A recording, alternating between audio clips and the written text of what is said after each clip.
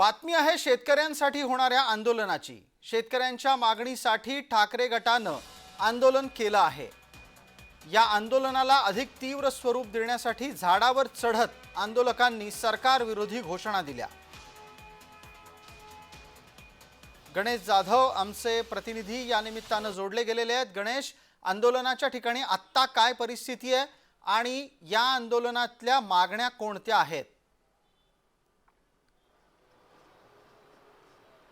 प्रसाद sir, निश्चितच शेतकऱ्यांना सरसकट कर्जमाफी देण्याच्या मागणीसाठी या ठिकाणी बदनापूर ज्या तहसील समोर जे आहेत त्या झाडावरती अक्षरशः चढून जे आहेत या ठिकाणी शेतकऱ्यांनी उद्धव शिंदे गटाच्या सेनेने जे या ठिकाणी आंदोलन सुरू केलेले आहे।